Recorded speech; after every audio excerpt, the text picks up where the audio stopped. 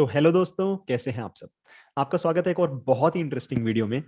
तो आज की इस वीडियो में मैं बात करने वाला हूं कि पिछली बार जब मैंने अपनी वीडियो बनाई थी जिसमें मैंने अपना पोर्टफोलियो रिवील करा था, लगभग 6 महीने हो गए। वहां से लेके अब तक मैंने अपने पोर्टफोलियो में कौन कौन से स्टॉक्स आउट करे हैं, कौन से नए स्टॉक्स इन करे हैं, क्या उनकी रीजनिंग है और उनके बेसिकली जो है इस पूरी वीडियो का जो गोल है वो मेरे पोर्टफोलियो से जो है आपको पोर्टफोलियो बताना नहीं है। वो ये है कि भाई ओवरऑल एक पोर्टफोलियो जब हम डिजाइन करते हैं तो उसका थॉट प्रोसेस कैसा रहता है, क्या वो रीजंस होते हैं जिनकी वजह से हमें अपने जो है अपने जो स्टॉक्स हैं उन्हें सेल कर देना चाहिए, और एक एक किस तरीके से जो है हमें पोर्टफोलियो एलोकेशन करना चाहिए, ये डिस्कस करने का जो है मेरा मेन गोल रहेगा।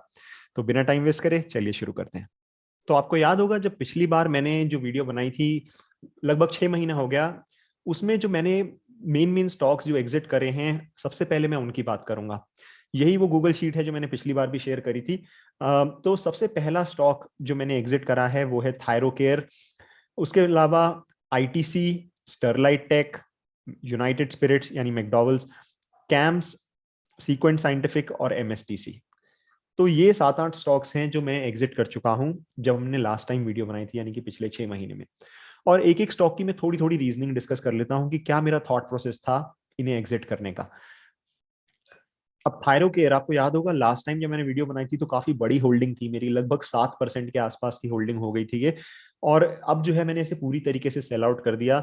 तो मेन रीजन जो इस कंपनी को एग्जिट करने का था वो ये था कि जो बेसिकली प्रमोटर थे जिनकी वजह से मैंने ये कंपनी को खरीदा था, और जो बेसिकली कंपनी थी वो एक तरीके से चेंज हो गई थी और मेरी थीसिस चेंज हो गई थी। वो कंपनी एक्चुअली सेल आउट हो गई, और अब इन्होंने क्या किया, जो नए प्रमोटर थे यानी कि एपीआई होल्डिंग जो कि एक स्टार्टअप है, उसने जो है पूरी की पूरी जो होल्डिंग थी वो 100% कंपनी को प्लेज पे लगा दिया। और कंपनी का काम करने का तरीका चेंज हो गया, जैसा कि पहले था वैसा नहीं रहा। अब जो है अगर आप वैसे थ्योरेटिकली देखें तो एक्चुअली में बेटर हुआ है, क्योंकि अब जो है इनके पास एक एक प्लेटफॉर्म है। ज्यादा जो है हो सकता है पिछले मैनेजमेंट से ज्यादा बेटर ये लोग आईटी पे स्पेंड करें, ज्यादा अच्छे से टेक्नोलॉजी, क्योंकि ये कंपनी है तो हो सकता है कि वो सब चीजें बेटर रहें। लेकिन किसी भी स्टार्टअप का जो काम करने का तरीका है वो डिफरेंट रहता है एक एस्टैब्लिश कंपनी से, राइट। और अब जो ये कंपनी है वो वैसी नहीं है जैसी एक्चुअली में मैंने सोची थी जब मैंने ये खरीदी थी। उस टाइम पे ये 4-5% का डिविडेंड दिया करती थी, साथ साथ धीरे धीरे जो है मार्केट शेयर गेन कर रही थी। वो सब चीजें अभी भी थोड़ी बहुत हद तक ट्रू हैं, लेकिन अब एपीआई होल्डिंग जो है एक सेपरेटली लिस्टेड कंपनी भी जो है बहुत जल्दी लिस्ट होने वाली है। तो फ्यूचर के जो प्लान्स हैं वो वैसे नहीं होंगे जैसे मैंने सोचा था, क्योंकि अब उनकी एक छोटी सब्सिडरी रहेगी। मेन कंपनी एक्चुअली में एपीआई एपीआई होल्डिंग्स रहेगी, राइट। तो ये रीजन था इस कंपनी को जो है सेल आउट करने का। दूसरा जो स्टॉक मैंने सेल आउट करा वो है आईटीसी। ये भी आपको याद होगा लास्ट टाइम जब मैंने वीडियो बनाई थी तो काफी बड़ी मेरी होल्डिंग थी, 5-6% के आसपास की होल्डिंग थी। और ये काफी रिसेंट सेलिंग है, और इसको सेल करने का मेन जो रीजन है वो ये है कि अ, ये जो कंपनी है इसका रिजल्ट जैसा मैंने सोचा था वैसा आया, पर उसके बावजूद भी स्टॉक प्राइस में कोई भी फर्क नहीं पड़ा। और इससे जो है मुझे 2-3 चीजें जो इसके एंटीथीसिस पॉइंटर्स थे जो कि लोग मुझे बता रहे थे, लेकिन मैं इतना ज्यादा ध्यान नहीं दे रहा था क्योंकि मैं पूरी तरीके से फंडामेंटल्स देख रहा था कि किस तरीके से जो है वो कंपनी का जो एफएमसीजी प्रोडक्ट का जो बिजनेस है वो बढ़ रहा है। सिगरेट बिजनेस जो है स्टेबल है, कैश काउ है, वहां से एक अच्छा डिविडेंड मिल जाता है। तो एक तो मेरी थिंकिंग चेंज हो गई कि कैसे डिविडेंड जो प्लेस हैं वो काम नहीं करते हैं। दूसरा जो है ये कि ये जो कंपनी है इसमें लिक्विडिटी इतनी ज्यादा है, यानी कि इतने ज्यादा सेलर्स हैं कि अच्छी जो चीजें होती हैं उसके बावजूद भी वो स्टॉक प्राइस में नहीं आती हैं। और ये मुझे काफी बार लोग बोल रहे थे, लेकिन मैं इतना ज्यादा उस पर ध्यान नहीं दे रहा था। और इस रिजल्ट के बाद जब स्टॉक बिल्कुल भी नहीं हिला, तो फिर मेरे को समझ में आया कि हाँ हो सकता है कि ये स्टॉक अच्छे रिजल्ट देने के बावजूद भी आने वाले कुछ सालों तक बिल्कुल भी ना चेंज करे, और ये रीजन था। और मैंने बेसिकली इसको जो है मैं एक हाई ग्रोथ कंपनी में जो है मैंने उसे इन्वेस्ट करा एज कम्पेयर टू ये जो आईटीसी जो कि एक डिविडेंड प्ले है। और अब जो है मैं डिविडेंड प्लेज नहीं करता हूं, जैसा मैं काफी बार अपनी पिछली वीडियोस में भी बता चुका हूं। तीसरा जो एक स्टॉक मैंने एग्जिट करा वो है स्टरलाइट टेक। अब ये एक ऐसा स्टॉक है जिसमें मैनेजमेंट की गाइडेंस और जो मैनेजमेंट के एक्शंस हैं वो डिफर कर रहे हैं। मैनेजमेंट गाइड कर रही है कि भाई हम बहुत ही ज्यादा तेजी से ग्रो करेंगे, 10,000 CR का रेवेन्यू इन 2023, और basically bye next end of next year.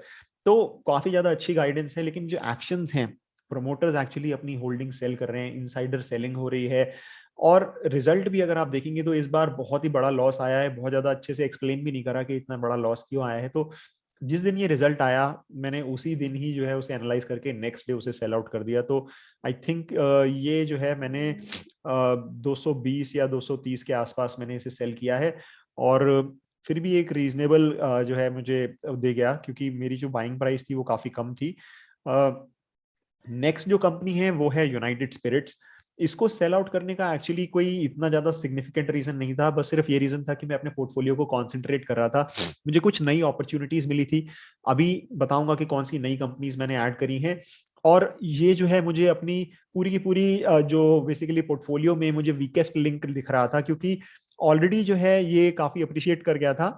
और इसको मैं एक हाई ग्रोथ कंपनी नहीं कहूंगा, ये प्रीमियमाइजेशन पे तो जा रहे हैं, तो लॉन्जेटिविटी तो हाई थी, लेकिन वैल्यूएशन भी जो है रीजनेबल थी। और मुझे नहीं लगता था कि भाई ये एक मल्टी बैगर हो सकता है, यानी कि हर साल मुझे जो है बहुत ज्यादा अच्छे रिटर्न दे सकता है। ये मुझे लगता था एक एक, एक जो है निफ्टी के बराबर वाले रिटर्न देगा, बजाय बहुत ज्यादा हाई ग्रोथ स्टॉक की तरह, जो बहुत ज्यादा हाई रिटर्न जहां से मैं एक्सपेक्ट कर सकता हूँ।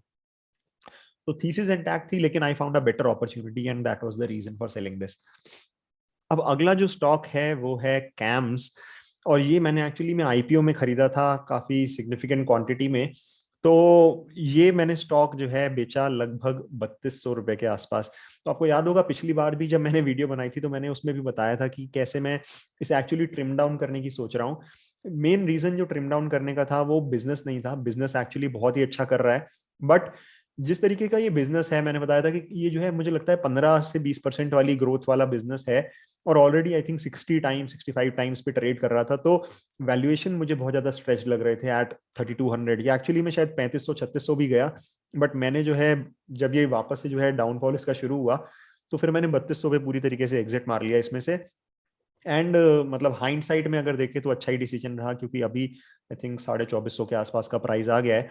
तो बेसिकली अगर ये वापस से 2000 के आसपास आता है तो I still like the business. मुझे इस बिजनेस में बिल्कुल भी कोई प्रॉब्लम नहीं नजर आती।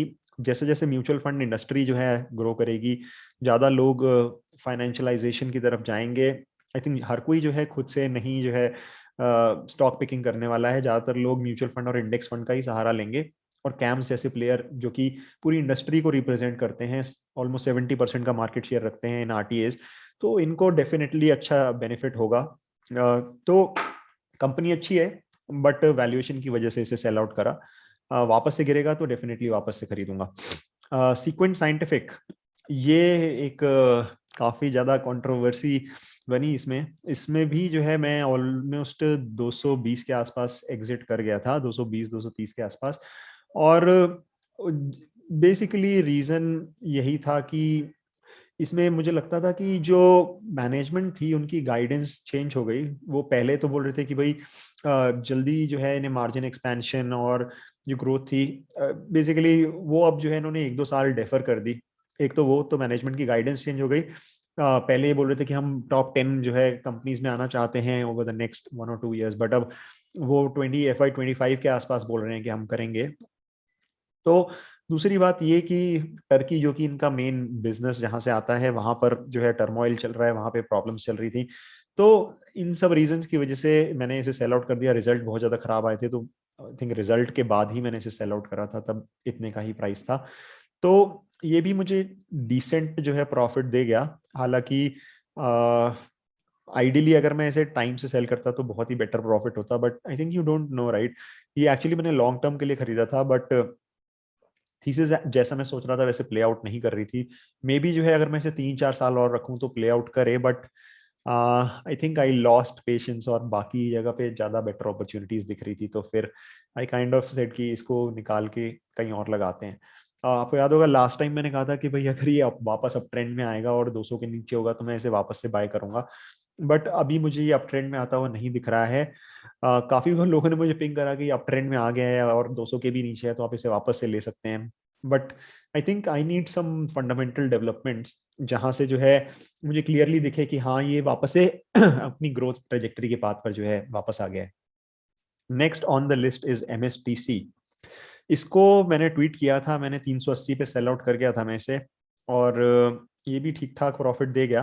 बहुत ज्यादा तो नहीं कहूंगा, मतलब 20-25% का ही प्रॉफिट देके गया, बट ये मैंने तब सेल आउट करा था जब एक्चुअली आईआरसीटीसी का सागा हुआ था। आपको याद होगा आईआरसीटीसी में क्या हुआ था कि लोगों ने बेसिकली गवर्नमेंट ने बोला था कि हम जो है आईआरसीटीसी जो कमीशन कमाता है वो रिड्यूस कर रहे हैं। तो बहुत ज्यादा सारी जितनी भी गवर्नमेंट कंपनीज थी उनको काफी ज्यादा नेगेटिव वो हो गया था। और वहां से मतलब एक की लर्निंग मिली कि भाई, वहां से जो है की लर्निंग मिली कि भाई हमें जो रिस्क है गवर्नमेंट कंपनीज का उसे अंडरमाइन नहीं कर सकते। और एक ये सीख मिली कि भाई चाहे कितनी अच्छी हो, गवर्नमेंट कंपनी से दूर रहने में ही जो है फायदा है। मैं इसे स्टिल ट्रैक कर रहा हूँ।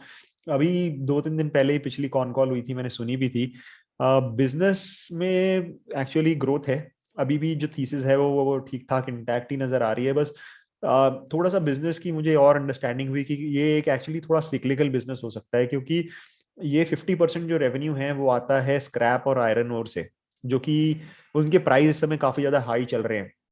ये मैं ई कॉमर्स बिजनेस की बात कर रहा हूँ। और अगर वो जो है बेसिकली स्टील प्राइसेस गिरते हैं, आयरन ओर प्राइसेस गिरते हैं, तो वो जो कमीशन है वो क्योंकि परसेंटेज में चार्ज होता है, तो वो फॉल हो सकता है ई कॉमर्स बिजनेस का, और वहां से रेवेन्यू थोड़ा सा फॉल हो सकता है। और अभी अगर आप देखिए तो सिक्लिकल जो है ऑलमोस्ट हाई पे चल रहा है स्टील प्राइसेस और आयरन ओर प्राइसेस, तो वो थोड़ा सा बिजनेस की और अंडरस्टैंडिंग जो है समझ में आई। अब बात कर लेता हूँ कौन सी नई कंपनीज मैंने इन्हें इन इन किन कंपनी से इन्हें रिप्लेस करा है। और बाकी कंपनीज के बारे में डिस्कस नहीं करूंगा जो इंटैक्ट है, जिनमें मैंने कुछ भी चेंज नहीं करा है। सिर्फ पहले जो है नई कंपनीज जो ऐड करी हैं उनके बारे में बात करूंगा। तो पहली कंपनी है रुशील डेकोर, दूसरी है बीटा ड्रग्स, कॉन्फिडेंस पेट्रो, गेटवे डिस्ट्री पार्क्स, कैनफिन होम्स, संधार, उज्जीवन, गुफिक बायो, मिर्जा और वेरॉक। ये जो है कुछ नई कंपनीज हैं जो मैंने ऐड करी है। तो पहले इनके बारे में डिस्कस करूंगा, और बाकियों में अगर कुछ थीसिस में चेंज हुआ है तो उनके बारे में डिस्कस करूंगा। तो रिशील ये एक्चुअली मैंने थोड़ा डाइवर्सिफिकेशन के लिए खरीदा। लास्ट टाइम ही आपको याद होगा तो ग्रीन पैनल काफी सिग्निफिकेंट होल्डिंग थी मेरी। उसे डाइवर्सिफाई करने के लिए, क्योंकि ये भी सेम इंडस्ट्री में ही बिलोंग करते हैं, और इन्होंने काफी बड़ा केपेक्स करा था। आई थिंक 2020 में इनका केपेक्स लाइव आ गया था। और काफी ज्यादा प्रॉब्लम्स हुई थी, बट क्योंकि जो है उन्होंने लॉकडाउन लॉकडाउन लग रहा था तो नंबर्स में नहीं दिख रहा था, जो कि अब नंबर्स में दिखना शुरू हो गया है। तो मैंने इसके बारे में ट्वीट भी करा था जब मैंने इसे लिया था, कि भाई कैसे ये जो नया केपेक्स लाइव आ रहा है ये रेवेन्यू में कंट्रीब्यूट कर सकता है। और जो नया केपेक्स है वो रेवेन्यूज में जो है ऑलमोस्ट जो है 600-650 करोड़ तक इनके रेवेन्यूज को ले जा सकता है, जो कि एग्जिस्टिंग आई थिंक 300-350 करोड़ के आसपास थे। तो वो एक्चुअली प्ले आउट कर रहा है। जो नया कैपेसिटी है वो इस क्वार्टर में 80% यूटिलाइज हुई है। हालांकि नंबर्स में नहीं दिखी है, क्योंकि जो दूसरी इनकी एक्चुअली दो कैपेसिटी है। तो जो नई कैपेसिटी है वो तो अच्छे से जो है स्केल अप कर गई, बट जो पुरानी कैपेसिटी थी वो एक्चुअली इस क्वार्टर में काफी दिनों के लिए शट डाउन थी, क्योंकि कुछ मेंटेनेंस वर्क चल रहा था। तो नेक्स्ट क्वार्टर से इनके नंबर्स काफी अच्छे नजर आने लगेंगे। और ये प्योर प्ले एक सिक्लिकल बेट है। अगर मैं बात करूं तो FY24 में, यानी कि 2 साल के बाद, काफी ज्यादा नई कैपेसिटी आने वाली है, और उससे पहले पहले मुझे इसको भी और ग्रीन पैनल को दोनों को सेल आउट करना है। तो मैं ट्रैक करता रहता हूँ कैस किस तरीके से इसमें डेवलपमेंट्स हो रही है नई कैपेसिटी से रिलेटेड, और खासकर इंपोर्ट से रिलेटेड, क्योंकि अभी शिपिंग प्राइसेस बहुत ज्यादा हाई है। तो इंपोर्ट इंडिया में नहीं हो पा रहा है MDF का। तो ये एक्चुअली एक MDF प्ले है, यानी कि जिस सेम सेम स्टोरी है जैसे ग्रीन पैनल की है। उसके बारे में मैं डिटेल वीडियो बनाया था, आप वहां से पूरी थीसिस समझ सकते हैं। नेक्स्ट जो कंपनी है वो है बीटा ड्रग्स। इसके बारे में भी मैंने एक्चुअली ट्वीट करा था। ये एक्चुअली कैंसर की मेडिसिन बनाती है, बहुत छोटी कंपनी है। इसके बारे में मैंने वीडियो इसलिए नहीं बनाया क्योंकि ये लॉट्स में बिकती है। तो उस टाइम पे जब मैंने इसे खरीदा था, तो फर्स्ट लॉट जब मैंने खरीदा था तो 800 का लॉट था, और 300 रुपए का शेयर था। तो यानी कि 2.5 लाख रुपए से कम आप इन्वेस्टमेंट नहीं कर सकते, क्योंकि 800 का लॉट था, जो कि अब क्योंकि शेयर बढ़ गया है तो अब 200 का लॉट रह गया है। तो उसके बाद भी मैंने इसमें कुछ कुछ बाइंग करी थी, तो अभी एवरेज बाइंग प्राइस 410 है। ऑलमोस्ट 4-4.5% के आसपास का मेरा जो है पोर्टफोलियो का जो है हिस्सा है ये बीटा ड्रग्स। और कैंसर इतनी अच्छी बात तो नहीं है, बट काफी ज्यादा बढ़ रहा है इंडिया में। बट मतलब we as an investor I think we can't do anything about it, right. अगर कोई ट्रेंड है, वी आर ट्रेंड फॉलोअर्स, तो we have to be agnostic of, मतलब काफी लोग बोलते हैं मैं इसमें इन्वेस्ट नहीं करता, मैं उसमें इन्वेस्ट नहीं करता। तो मतलब मेरे साथ ऐसा कुछ नहीं है, अगर मुझे अपॉर्चुनिटी दिखती है तो मैं उसमें इन्वेस्ट करता हूँ। फिलहाल इसमें इन्वेस्ट करने का रीजन ये था कि management is guiding 30% growth year over year for next 4 years। और उस टाइम काफी रीजनेबल वैल्यूएशन पे मिल रहा था। अभी आई थिंक 50 के आसपास पी हो गया है इसका, बट उस टाइम काफी अच्छा पी जो है मिल रहा था। आई थिंक 30 के आसपास पी था या 25 के आसपास था। तो इस वजह से जो है मैंने इस कंपनी में जो है पोजीशन बनाई थी, और अभी भी ये थीसिस इंटैक्ट है। तब से जो है थोड़ा टाइम हो गया, 6 महीने, काफी अच्छे नंबर्स भी आ रहे हैं। एक्चुअली में थीसिस पूरी तरीके से इंटैक्ट है। नेक्स्ट इज कॉन्फिडेंस पेट्रो, पूरी डिटेल वीडियो बना चुका हूँ इसके बारे में। मेन थीसिस है इसकी सीएनजी, इनके जो है 100 पंप्स आने वाले हैं, CNG pumps, over the next 2 years, जो कि रेवेन्यू को 900 करोड़ कंट्रीब्यूट कर सकते हैं, रेवेन्यू को ऑलमोस्ट डबल कर सकते हैं। उसके अलावा जो इनकी सब्सिडरी है कॉन्फिडेंस फ्यूचरिस्टिक, वहां पर ये लोग सिलेंडर मैन्युफैक्चरिंग जो है शुरू कर रहे हैं। काफी बड़े बड़े जो है लोगों ने जो है उसमें इन्वेस्ट किया हुआ है।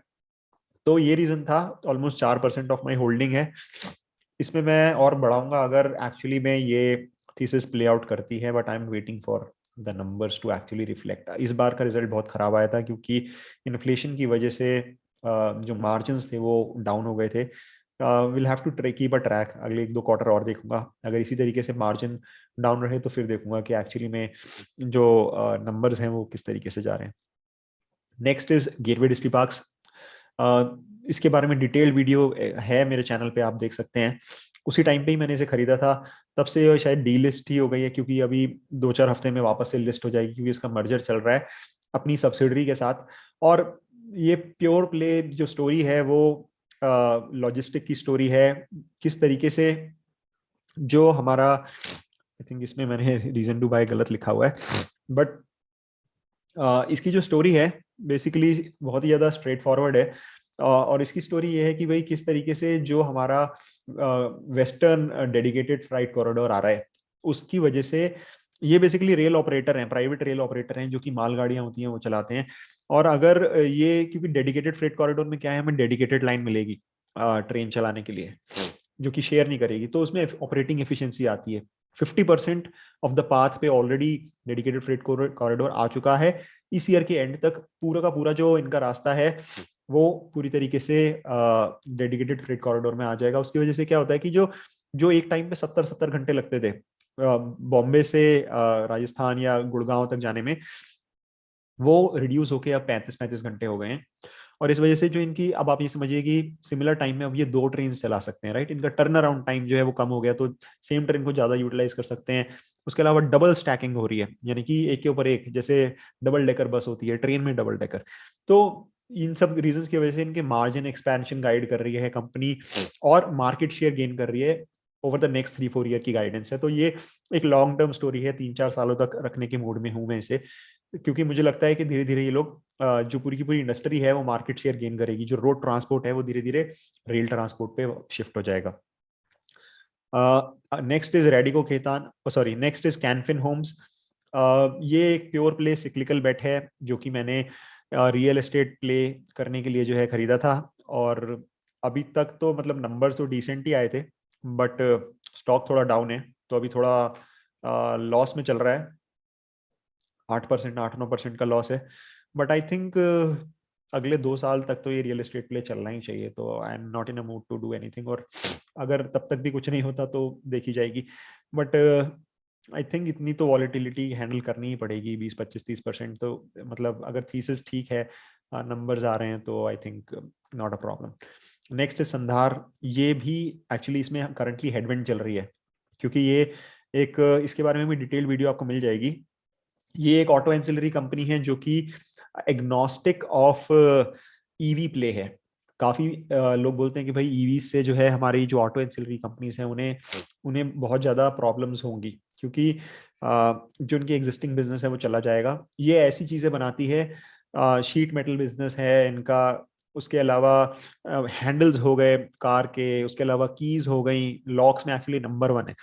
तो ऐसी चीजें जो कि चाहे ईवी हो चाहे ना हो, चाहे डीजल हो चाहे सीएनजी हो, सब कार्स में, सब स्कूटर्स में, सब मोटरसाइकिल में इनके पार्ट्स यूज होते रहेंगे। प्लस इनका केपेक्स लाइव आ रहा है अगले 3-4 महीने में, जो कि मैनेजमेंट कह रही है कि इनके रेवेन्यू को आई थिंक अभी शायद 2000 करोड़ के आसपास है, मुझे एग्जैक्टली याद नहीं है 2000 है या 2500 करोड़ है, बट फिलहाल जो नया केपेक्स है वो एक साल में आई थिंक 800-900 करोड़ के आसपास कंट्रीब्यूट करेगा। तो मतलब काफी अच्छी ग्रोथ भी नजर आ रही है, irrespective of whether the cycle plays out और नॉट। और अगर एक्चुअली में ऑटो साइकिल रिवाइव हो जाती है, हमें पता है ऑटो साइकिल ने पिछले कुछ सालों में कुछ भी नहीं करा है, मोटा मोटा देखें तो अगर पीवीज की बात करें, यानी पैसेंजर व्हीकल्स की बात करें, तो पिछले 5 सालों में कुछ भी नहीं हुआ है। मोटरसाइकिल की बात करें तो बहुत सालों से कुछ नहीं हुआ है, क्योंकि मोटरसाइकिल की प्राइसेस डबल हो गई हैं, राइट। तो जो रूरल इकोनॉमी है वो जब तक बहुत अच्छे से रिवाइव नहीं होती, तो साथ साथ कमर्शियल व्हीकल की भी बात करें तो पिछले 10 सालों में जो है अगर आप सेल देखेंगे तो उतनी की उतनी पड़ी है अभी, क्योंकि डाउन साइकिल चल रही है, राइट। तो जब ये एक्चुअली साइकिल रिवाइव होगी तो ये सारे प्लेयर्स बहुत अच्छी तरीके से ग्रो करेंगे। अब यहाँ पे पेशेंस की जरूरत है। अब इन्हें रोज के रोज आप नहीं देख सकते, राइट। इनमें आपको कम से कम 3 साल 2 साल तो देने पड़ेंगे। और अच्छी बात ये होती है कि जितनी ज्यादा खराब डाउन साइकिल आती है उतनी बेटर अप साइकिल आती है। तो जब ये ऑटो साइकिल टर्न होगी तो ये बिजनेस बहुत अच्छे से टर्न होगा। और I am willing to give 2 to 3 years to this business. मुझे लगता है अगर ये ऑटो साइकिल रिवाइव हो गई तो ये बिजनेस मतलब डबल यहाँ से बहुत बहुत आराम से हो जाएगा। 3 years में डबल होना I think is more than enough for me, मुझे इससे ज्यादा नहीं चाहिए। Next is Ujjivan. Ujjivan small finance bank जो है वो मर्ज हो रहा है उज्जीवन फाइनेंशियल सर्विसेज के साथ। और ये उज्जीवन फाइनेंशियल सर्विसेज का स्टॉक मैंने खरीदा हुआ है, 2.5% एलोकेशन है। इसको एक्चुअली मैं बड़ा करूंगा, बट मुझे नहीं पता कि ये कहाँ पे बॉटम बनाएगा। मुझे लगा था कि बॉटम बन चुका है, बट यहाँ पे इसका बॉटम नहीं बना है। बहुत लोगों का पैसा इसमें डूबा है, तो ये बहुत ज्यादा हाई रिस्क है। बट इसको खरीदने का मेन रीजन ये है कि ये एक मर्जर अपॉर्चुनिटी है। ये मर्ज हो रहा है, इसकी स्टोरी ये है कि ये मर्ज हो रहा है जीवन स्मॉल फाइनेंस बैंक के साथ, जो कि अगर मैं pure to pure merger ratio जो डिसाइड हुआ है उस हिसाब से देखें तो उसका शेयर 18 रुपए पे ट्रेड करता है, इसका शेयर 113 रुपए पे ट्रेड करता है, और जो मर्जर रेशियो है वो 10:115 है। तो फिलहाल कैलकुलेशन नहीं दिखाऊंगा, लेकिन मतलब ये है कि जब इसके शेयर उसके शेयर में कन्वर्ट हो जाएंगे, जब मर्जर हो जाएगा, तो 70% का डिस्काउंट चल रहा है इसके शेयर में। अब मर्जर में मैंने लास्ट कॉन कॉल जो सुनी उसमें मुझे समझ में आया कि अभी 12 से 18 महीने लगेंगे, यानी 1 से 1.5 साल लगेगा। उसलिए भाई आरबीआई ने बोला है कि आप अपने जो होल्डिंग है उसे 75% से कम करिए। तो पहले इन्हें थोड़ा सा इक्विटी इन्फ्यूजन करके जो जीवन स्मॉल फाइनेंस बैंक है वहां पे अपनी होल्डिंग रिड्यूस करनी पड़ेगी, ताकि बेसिकली ये जो आरबीआई कंप्लाइंट हो जाए, क्योंकि 3 years के अंदर अंदर होल्डिंग जो है उसके अंडर लानी होती है 75% के अंडर। तो वो ये ऑलरेडी कर रहे हैं, तो अगले 2-3 महीने में हो जाएगा वो। उसके बाद मर्जर का प्रोसेस शुरू होगा जो कि लगभग 1 साल लेगा। तो उसके बाद जो है ये जो डिस्काउंट है ये खत्म हो जाएगा। अब बात ये है कि भाई अगर वो जो शेयर है 18 रुपए का, उसकी बुक वैल्यू ऑलरेडी गिर के आई थिंक 14 या 15 रुपए के आसपास आ चुकी है। तो अगर वो ही गिर जाएगा तो ये स्टोरी उतनी अच्छे से प्ले आउट नहीं करेगी। लेकिन यहाँ पे अभी मैंने बहुत छोटी होल्डिंग बनाई है, लेकिन जब वो एक्चुअली में स्टोरी ये प्ले आउट करना शुरू करेगी, राइट, नंबर्स में दिखने लगेगा। नंबर्स में ऑलरेडी दिखना शुरू हो गया है। इसके नंबर्स आए थे, डिसेंट नंबर्स थे, मतलब एनपीएस कम होने लगे हैं, बहुत ज्यादा हाई एनपीए, 10% एनपीए वाला बिजनेस है। तो नॉट फॉर एवरीवन, जिनके पास स्टमक है हैंडल करने की, सिर्फ वही लोग इसे देखें। ऑलरेडी मैं 25% लॉस पे हूँ, अगर 50% के लॉस पे भी आ जाऊं तो कोई बहुत बड़ी बात नहीं है। बट अभी मैं एलोकेशन बढ़ाने के मूड में नहीं हूँ, क्योंकि अगर ये जो है 60-70 रुपए का भी हो गया तो कोई इतनी बड़ी बात नहीं है, बहुत आराम से हो सकता है। बस बात ये है कि जब ये टर्न करेगी साइकिल माइक्रो फाइनेंस लेंडिंग की, तो ये जो है 2 से 3 गुना हो जाएगा अगले 2-3 सालों में। इसकी तो मतलब मुझे बहुत ज्यादा श्योरिटी है। बस बात ये है कि आपको इसमें किस तरीके से जो है एवरेज अप करना है। तो बहुत स्लोली एवरेज करूंगा और अप ट्रेंड में एवरेज करूंगा, क्योंकि मुझे कोई इंटरेस्ट नहीं है कि अपनी लॉस लेके जो है सालों साल बैठने का। तो ये थी इसकी स्टोरी। उसके अलावा next is Gufic bio. Gufic bio की स्टोरी बहुत इंटरेस्टिंग है। ये बोटॉक्स, अगर आपने सुना हो, जो बड़े बड़े फिल्म स्टार्स इंजेक्शंस लगवाते हैं यंग दिखने के लिए, राइट, वो बनाने वाली इंडिया की पहली कंपनी है ये। एक्चुअली इसकी रिसर्च मैंने खुद से नहीं करी थी, मैंने एक सब्सक्रिप्शन लिया है, उन्होंने रिकमेंड किया था, तो मैंने काइंड ऑफ उनकी थीसिस के बेसिस पे इसे खरीदा हुआ है और उन्हीं की रिकमेंडेशन पे सेल करूंगा। इसका रीजन ये था कि मैं थोड़ा डाइवर्सिफिकेशन करना चाह रहा था, कि भाई जो पूरी तरीके से खुद मैनेज करने की बजाय एक और मैंने एक तरीके से एनालिस्ट समझ लीजिए कि अपने अपने पोर्टफोलियो को डाइवर्सिफाई करने के लिए। तो ये बिजनेस मैंने भी पढ़ा है, मुझे काफी अच्छा बिजनेस लगा। मेन थीसिस ये है कि ये बिजनेस 15 से 20% ग्रो करने की गाइडेंस दे रहा है प्लस मार्जिन एक्सपेंशन की गाइडेंस दे रहा है, क्योंकि ये जो है एक्सपोर्ट बिजनेस का काफी अच्छे से ग्रो कर रहा है, और एक्सपोर्ट में ये इंजेक्टेबल में बहुत ज्यादा स्ट्रांग है, डोमेस्टिक में भी इंजेक्टेबल्स में बहुत ज्यादा स्ट्रांग है। तो लाइफोलाइज्ड इंजेक्टेबल्स जिन्हें बोलते हैं, वो बनाने वाली इंडिया की सबसे पहली कंपनी थी। तो अच्छा बिजनेस है, ग्रो भी बहुत अच्छे से करा है। अभी एक इनकी अपनी सब्सिडरी थी, उसे इन्होंने मर्ज कर लिया है, तो ओवरऑल अच्छी ग्रोथ प्रोस्पेक्ट्स नजर आते हैं, और इसीलिए मैंने इसमें 2% की होल्डिंग बनाई है। इसे एक्चुअली मैं बढ़ाऊंगा अगर बिजनेस डिलीवर करा तो। मिर्जा, सबको पता है डीमर्जर की स्टोरी है। इसमें मैंने जो है 1.8%, लगभग 2% की होल्डिंग बनाई हुई है। थोड़ा बहुत प्रॉफिट में हूँ, 10-12%। मेन स्टोरी यही है कि भाई जब रेड टेप एक्चुअली में डिमर्ज करेगा, बहुत अच्छे नंबर्स भी आए हैं, तो थोड़ा सा और कॉन्फिडेंस मिलता है। कॉर्पोरेट गवर्नेंस के इश्यूज रहे हैं, तो इसीलिए होल्डिंग बहुत बड़ी नहीं बना पाया, और बनाने के उसमें फूड में भी नहीं हूँ। बट हाँ, जो है उसको मैं अभी अगले 1-2 साल लेके बैठूंगा, जब तक डिमर्जर की स्टोरी चलेगी और नंबर्स आते रहेंगे, तो इसे लेके बैठूंगा। वैरॉक, सेम ऑटो एंसिलरी की, ये जो है लाइट्स का बिजनेस करते हैं, वर्ल्ड में आई थिंक 4th या 5th पे हैं, तो काफी बड़ा बिजनेस है। इंडिया में भी देखे तो one of the largest auto ancillary companies है, लाइट्स में देखे तो लार्जेस्ट है। सारे जो है बड़े बड़े जो है जो क्लाइंट्स हैं वर्ल्ड वाइड, वो इनके क्लाइंट्स हैं। हेडलाइट्स हो, टेल लाइट्स हो, हर तरीके की लाइट्स ये लोग बनाते हैं। Business story actually turn around story है। इन्होंने बहुत ज्यादा अपना केपेक्स किया, काफी ज्यादा सिग्निफिकेंट कैपेसिटी एक्सपेंशन करी, लेकिन जो कैपेसिटी एक्सपेंशन करी वो गलत टाइम पे कर ली, और उसके बाद से जो है कुछ ना कुछ इश्यूज चल रहे हैं, इनकी कैपेसिटी यूज नहीं हो पा रही है।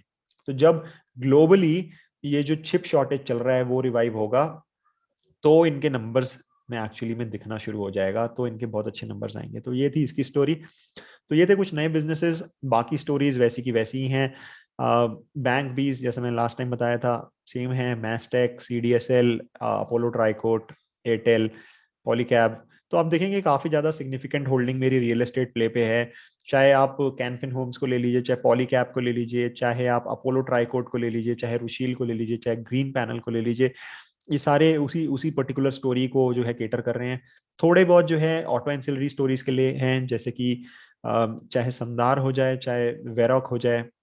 फार्मा में सन फार्मा और गुफिक और हेस्टर बायो है, और लॉजिस्टिक्स में एक प्लेयर है, और एक प्लेयर जो है कॉन्फिडेंस पेट्रो, जो कि बेसिकली सीएनजी प्ले है। सॉरी, फार्मा में बीटा ड्रग्स भी है, हाँ। तो ये मोटा मोटा मेरा एक हाई लेवल पोर्टफोलियो है। अभी मैं एक्चुअली सीडीएसएल के लिए थोड़ा सा कंफ्यूज्ड हूँ, क्योंकि मुझे लगता है कि आ, देखिए, लॉन्ग टर्म की बात करूँ, 4-5 साल की बात करूँ, तो डेफिनेटली फाइनेंशियलाइजेशन एक एस्पेक्ट है जो कि हमेशा ही बढ़ेगा, लोग स्टॉक मार्केट में ज़्यादा से ज़्यादा आएंगे। लेकिन ये थोड़ा सा सिक्लिकल प्ले भी है, क्योंकि अभी स्टॉक मार्केट ने थोड़ा खराब नंबर्स देना शुरू कर दिए हैं, और आईपीओस के जो बिजनेस हैं, जो नए आईपीओस आते हैं, वो इन्हें फायदा देते हैं। एलआईसी का आईपीओ आ रहा है, नए आईपीओस मुझे लगता है अब थोड़े से जो है वो कम आने शुरू होंगे, तो हो सकता है ये सिक्लिकल थोड़ा सा डाउन ट्रेंड में जाए। तो मैं थोड़ा कंफ्यूज हूँ कि मुझे इसको एग्जिट करके कहीं और शिफ्ट करना चाहिए या इसमें लेके बैठा रहना चाहिए। But I think let's see, इसके थोड़े से और नंबर्स को डीप डाइव करूंगा जाके। इनकी वेबसाइट पे, सीडीएसएल की वेबसाइट पे सारे नंबर्स आपको डेली के डेली मिल जाते हैं कि कितनी ट्रेड्स हुए, कितने क्या हुआ, तो वो सब थोड़ा और डीप डाइव करूंगा। अपोलो ट्राइकोट, ये भी जो है स्टोरी एक्चुअली जैसा मैंने सोचा था वो अभी प्ले आउट नहीं कर रही, क्योंकि अब मर्जर अनाउंस हो गया, तो काइंड ऑफ मेरी थीसिस थोड़ी सी ब्रेक हो गई है। बट लास्ट कॉन कॉल जब मैंने सुनी थी, तो मैनेजमेंट जो है पूरी तरीके से वैल्यू एडेड प्रोडक्ट्स में जा रही है। जो एबिटा पर टन एक टाइम पे 2000 2,500 के आसपास था, ऑलरेडी 4,000 हो गए। FY24 तक जो है बोल रहे हैं हम 5,000 तक एबिटा पर टन कर देंगे। और कैपेसिटी यूटिलाइजेशन भी जो है आई थिंक डबल कर, कैपेसिटी भी मतलब डबल करने की बात कर रहे हैं। आई थिंक 4 मिलियन टन बोल रहे हैं, 2.5 मिलियन टन की कैपेसिटी है अभी, तो 1.5 मिलियन टन की नई कैपेसिटी लगाएंगे। तो बिजनेस उतना हाई ग्रोथ नहीं है जितना मैंने ओरिजिनली, अपोलो ट्राइकोट था मर्जर के बाद की बात कर रहा हूँ, क्योंकि अभी अगले महीने तो इनका मर्जर ही हो जाएगा, फर्स्ट क्वार्टर ऑफ FY23 में। तो ये थी मेरे जो है पोर्टफोलियो। बाकी भी आप देख सकते हैं, यहाँ पे आपको मेरे सारे बिजनेसेस, उनकी सारी थीसिस जो है मिल जाएंगी। फिलहाल अगर कुछ और चेंज होगा तो अगले जो है 2-4 महीने बाद फिर इसकी वीडियो बनाएंगे, फिर देखेंगे किस तरीके से जो है प्ले आउट हो रहा है। तो अभी मैं क्या कर रहा हूँ, अगर जैसे स्टॉक मार्केट सबको पता है कि बहुत ज्यादा डाउन जा रही है, तो मैं कुछ भी नहीं कर रहा हूँ। अच्छे बिजनेसेस अगर मिल रहे हैं तो उन्हें खरीदूंगा, वरना इन बिजनेसेस को अभी कुछ खास मैं कुछ भी नहीं चेंज कर रहा हूँ, चुपचाप लेके बैठा हुआ हूँ। तो आई होप आपको ये वीडियो अच्छा लगा होगा, आपको मेरे पोर्टफोलियो से कुछ सीखने को मिला होगा। ये शीट इस तरीके से, ये आई वुड हाईली रिकमेंड आप लोग भी बनाएं कि भाई हमेशा से रिकमेंड करें कि भाई क्या रीजन है, मैंने क्यों खरीदा है, क्यों मैं इसे बेचूंगा, क्या चेंज होगा तो बेचूंगा, और थीसिस को ट्रैक करें। हर बार जो है अपनी कॉन कॉल सुने। एटलीस्ट अगर बहुत अच्छा बिजनेस है तो हर कॉन कॉल सुनने की जरूरत नहीं है, साल में एक आधी कॉन कॉल, दो कॉन कॉल भी सुन ली तो आपको बिजनेस का एक एक ट्रेजेक्टरी, एक ट्रेंड आपको समझ में आना चाहिए कि किस तरीके से जो है बिजनेस जा रहा है। तो इसी तरीके की वीडियोस देखना चाहते हो तो मेरे चैनल को सब्सक्राइब जरूर करिएगा, और तिजोरी फाइनेंस का सब्सक्रिप्शन अगर आप लेना चाहते हैं 15% डिस्काउंट, तो लॉजिक 15 ये कोड डालिएगा तो आपको 15% का डिस्काउंट मिल जाएगा ईयरली सब्सक्रिप्शन पे। तो चलिए मिलते हैं अगली वीडियो में, बाय बाय।